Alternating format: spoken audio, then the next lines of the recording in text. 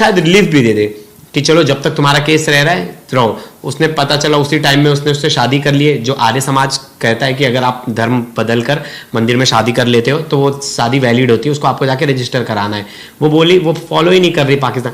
तो धीरे धीरे वो 7 साल का टाइम दिखा के इन फ्यूचर जब तक केस चल रहा है उस पर अवैध घुसने का तो केस चलेगा ही, लेकिन उसको ये बेनिफिट मिल सकता है आने वाले टाइम पे अगर थोड़ी सी नरमी दिखाए कोर्ट की। यार 4 बच्चे हैं, ये एजेंट भी नहीं है, अभी आ गई है, वहां जाएगी तो इसकी जान को खतरा है, तो ये हो सकता है। और 7 साल रह लेगी तो भारत की नागरिक भी बन जाएगी। कर दूं कि जो चीज हुआ है उसके लिए उसको जमानत भी मिल गई है कोर्ट से। तो ये एडीजी ने भी ये बात कही। लोगों ने सवाल पूछा कि भाई अब उस पर क्या एक्शन हो रहा है अगर उसने गलत तरीके से आई यहाँ पे, तो कही कि उस केस में तो उसको गिरफ्तारी भी हो चुकी है, जमानत भी मिल चुकी है, और उसमें शर्तें भी रखी है कोर्ट ने कि आप इस तरह से नहीं करोगे, वो तमाम चीजें हैं। तो उसमें अब दोबारा गिरफ्तारी तो संभव ही नहीं है क्योंकि एक ही केस में नहीं। अब दूसरा होता है कि जो नेपाल के रास्ते जिस तरीके से आई है, कैसे चकमा दिया, अब उसमें क्या चीजें हो रही है। तो ये लोग ये भी पता कर रहे हैं कि भाई नेपाल में ऐसे कौन ऐसा शख्स था जो इसकी मदद कर रहे हैं, कौन सा ऐसा नेटवर्क है जो पाकिस्तानियों को भारत में एंट्री करा रहे हैं, कौन इनको ट्रेनिंग दे रहे हैं। आपको ये भी पता होगा कि जब वो भारत में आ रही थी तो जिस बस में बैठी, जिसका उसने बताया कि इस बस में हम लोग बैठे थे, तो उसमें पूरा भारतीय ड्रेसेज में थी, मतलब उसका बोल चाल वो सारी चीज़ें जो लोग कह रहे हैं ना कि वो इतना बढ़िया हिंदी कैसे बोल रही है, मार डालें। तो ये भी होगा कि देखो भारत ने उसको ऐसा कर दिया, भारत ने उसको फंसवाया। उसका जो भारतीय जो लड़का है, मतलब जो सचिन, उसको अपने झांसे में लेकर के पहले बुलाता है, फिर ऐसा होता है कि वो चली जाती है, फिर उसकी जान चले जाते हैं। तो बच्चों की जिम्मेदारी कौन लेगा? तो ये सारी जो चीजें हैं, तो इस पे वो कह रहे हैं खुद ही कि जो नियम कानून है, तमाम जो चीजें हैं, हर तरह के एस्पेक्ट देखे जा रहे हैं। हाँ, जब उनसे ये सवाल पूछा गया कि भाई वो पाकिस्तान से कैसे इंडिया आई है और उसका क्या अपडेट है, तो उन्होंने बातों बातों में सबसे जो इंपॉर्टेंट लाइन बोली कि अब उसे बाहर भेजने की तैयारी है। फिर पूछा गया कि क्या वो पाकिस्तानी जासूस है, वो फिर नेपाल के रास्ते कैसे आ जाए। तो वो कहते हैं कि क्या किसी के चेहरे पर ये होता है जिससे पता चल जाए कि वो पाकिस्तानी है।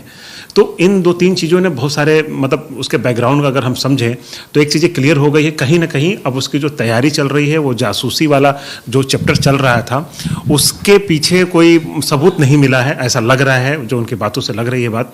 अब उसको डिपोर्ट करने की तैयारी है, लेकिन वो कैसे करेंगे उसके लिए जो कानूनी प्रक्रिया है उसकी तैयारी चल रही है। इसीलिए अभी आज देखेंगे।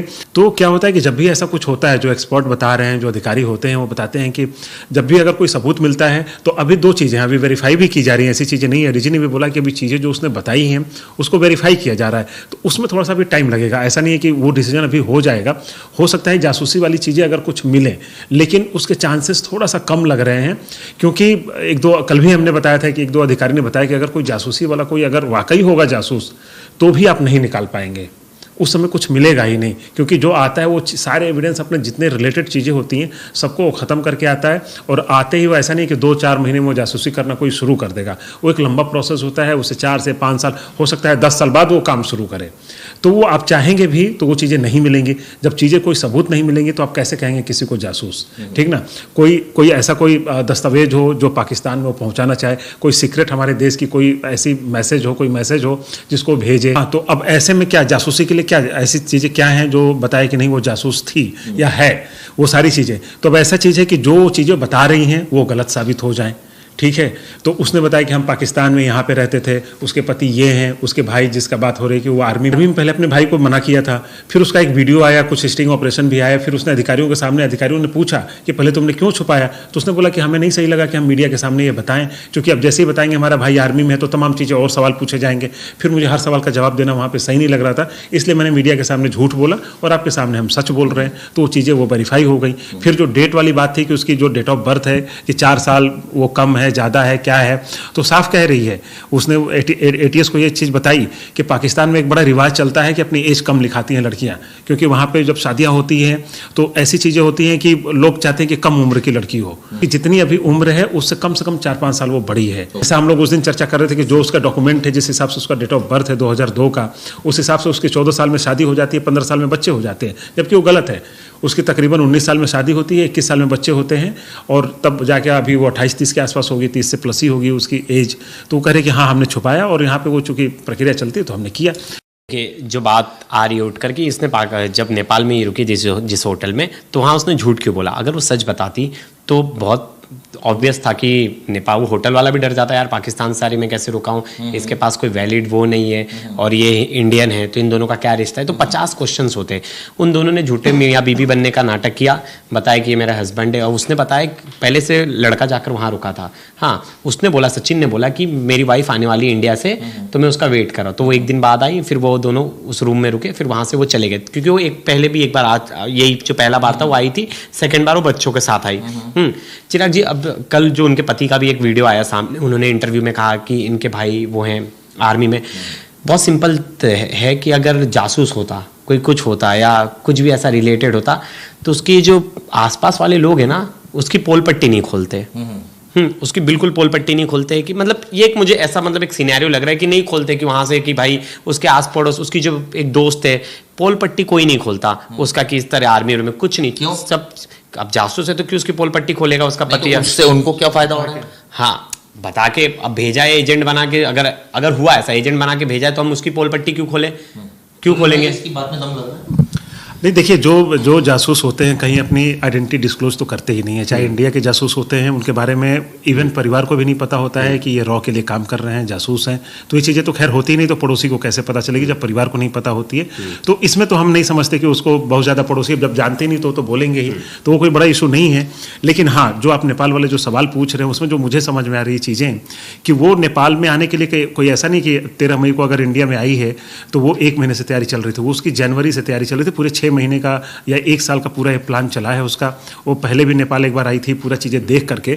तो जो वो चीज़ें नेपाल वाला जो रूट के बारे में है कि किस तरह से आ गई, उसने झूठ क्यों बोला, ये तमाम चीज़ें क्यों की, तो है क्या कि हर जगह एजेंट होते हैं। हमने कई फिल्मों में देखा है कि अगर आपको इंडिया से पाकिस्तान जाना है, जो सलमान खान वाली जो फिल्म आई थी बजरंगी भाईजान, तो उसमें आपने देखा कि वो दिल्ली में एक एजेंट के पास जाता है, वो पूछता है कि भाई हम पाकिस्तान कैसे जाएंगे, तो बोलता है कि वीज़ा और ये तमाम करना नहीं, उस तरीके से नहीं, दूसरा रास्ता बताओ। बताता है कि हाँ एक और रास्ता है, लेकिन आपका इतना खर्चा लगेगा, उसके लिए ये चीज़ तरीके हैं। उसी तरह पाकिस्तान से इंडिया किसी को आना है तो वहाँ भी तमाम तरीके हैं, वो बताते हैं नेपाल में हमारा एजेंट है। तो सारी चीज़ों को वो उसने की है।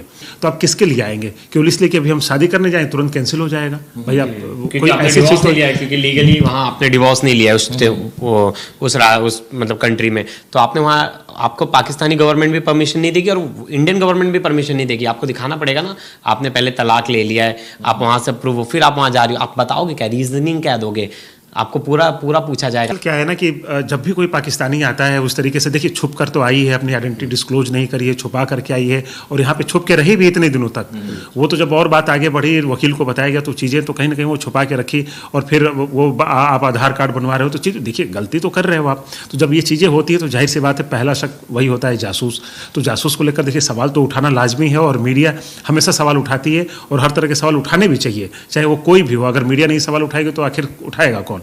ठीक ना? तो उसमें उठाना कोई गलत नहीं है। हाँ, यह है कि किसी को लेकर के बहुत उसके कैरेक्टर पे सवाल उठाना, कुछ इस तरह की बातें करना, उसको मैं गलत मानता हूँ। बिना प्रूफ के, हाँ, बिना प्रूफ के। देखिए प्रूफ तो अगर मिल जाता तो लोग सवाल नहीं उठाते, अभी सवाल उठाए जा रहे हैं। हाँ, लेकिन ये गलत है कि कई जो यूट्यूबर हैं कोई इस तरह से चीज़ें देते हैं। अभी एक यूट्यूब का हम बता रहे हैं कि उस पर कल प्रीवियस नहीं दिखाया मुझे कि देखिए सर लिखा है कि यूपी सरकार ने वो घोषणा कर दिया, इसको फांसी दी जाएगी। हाँ, हमने देखा। क्या फांसी दी जाएगी? इतनी बड़ी सजा ही नहीं, मतलब इतनी बड़ी कुछ सजा ही नहीं, फांसी दी जाएगी। अरे यार, अभी तो ये प्रूफ ही नहीं हुआ, ऐसा भी नहीं हुआ कि कोई ऐसा सीक्रेट डेटा ऐसा कुछ कर दिया कि उसके लिए फांसी की सजा, देशद्रोही कर दिया, तमाम चीज़ें हैं वो। तो ऐसा नहीं, तो फांसी का उस पर फंदा भी लटका दिया। एक कुछ लोगों ने कहा कि भाई हमारे पास ऐसे सबूत मिल गए हैं जिससे पता चलता है कि ऐसा ही एजेंट है। तो भाई अगर आपको मिल गए, वो एटीएस ही नहीं पता लगा पाई। आप एटीएस को आप ही ले जाके एटीएस को दे दो वो सबूत। एटीएस तो बड़ी परेशान है। एटीएस के कई अधिकारियों से मेरी अनऑफिशियली इस तरह से कुछ बातें करें, नहीं मिला है यार अब। और हम ये भी बता रहे हैं कि मिलेगा भी नहीं, क्योंकि जो इतनी तैयारी करके आएगा वो मिलेगा नहीं, वो कई साल बाद ऐसी चीज़ें मिलेंगी। तो हम कह रहे हैं कि जो ये दावा कर रहे हैं यूट्यूबर और तमाम लोग ऐसे जर्नलिस्ट, तो उन पर भी बड़ा कई बार हंसी भी आती है, लेकिन हम भी मजबूर होते हैं कि अब क्या ही कहें। भाई अब बिरादरी तो एक ही है, लेकिन गलत तो गलत ही होता है। अगर समझिए निर्दोष निकल गई कि एजेंट नहीं है, अवैध तरीके से आई है, इसे डिपोर्ट कर दिया गया, तो डिपोर्ट के बाद क्या होगा चिराग जी? देखिए हमारा इंडियन कानून क्या कहता है, ये वहां से जाएगी, वापस वीजा के लिए अप्लाई करेगी। अगर वीजा मिल गया, ये भारत में आके अगर उससे शादी करेगी तो 7 साल तक इसे भारत में रहना होगा, भारत की नागरिकता पाने के लिए शादी करने के बाद, जो भारत का कानून कहता है। तो उसमें वीजा एक्सटेंड होता है और आप अगर किसी से शादी करना चाहते हो तो आपको इजीली वीजा मिल जाता है। तब शायद अगर पाकिस्तान से फिर जाके आए लीगल वे में, तो उसको 7 साल अगर रहेगी तो इसके साथ उसे भारत की नागरिकता भी मिल जाएगी। उससे पहले मुश्किल है। हाँ, एक और चीज़, अगर वो बोले कि मेरी जान को खतरा है, ह्यूमन राइट्स का बहुत ज़्यादा वायलेशन है, मैं जाऊँगी, तो वहाँ देखिए उससे वो धमकी विमकी वीडियोज़ वो दिखा सकती है, कोर्ट में अपना वो रख सकती है नंबर की, मैं अगर सर वापस जाऊँगी तो मेरी तो हत्या कर दी जाएगी, मुझे मार दिया जाएगा, कट्टरपंथ वहाँ बहुत है, ये सब चीज़ें। तो हिंदी गाने सुनते हैं, हिंदी मूवीज भी देखते हैं, और वो 2019 से बात कर रही थी, तो आप ये क्यों नहीं समझ रहे हो कि आप 2 साल 3 साल किसी से बात करते हो तो उनका लहजा, उनकी बहुत सारी चीजें सीख लेते हो। वो भी चीज है, और दूसरा ये कि जो इसमें सबसे इंपॉर्टेंट चीज है कि वो ये है कि अब मेरा टारगेट है कि मुझे इंडिया जाना है पाकिस्तान से, ठीक ना, तो मुझे उसके लिए बेसिक चीजें, जब हम जाएंगे तो जाहिर सी बात है उसको ये जो एजेंट होते हैं वो सारी चीजें समझाते हैं कि अगर आपको जाना है तो वहां पे ऐसा वर्ड नहीं आना चाहिए जिससे पता चले कि नहीं तो पाकिस्तानी एजेंट है। तो इसलिए उसकी ट्रेनिंग, उस तरह की बातें सीखनी, थोड़ा बहुत जो अंग्रेजी की बात है तो वो भी इसलिए सीखिए कि वहां पे लगे कि हाँ भाई थोड़ा बहुत हमें अंग्रेजी भी आती है, कहीं पे वो चीजें आती है। वो भी उसने कहा कि मैंने आज तक लैपटॉप देखा ही नहीं है, मैंने कभी चलाया नहीं है।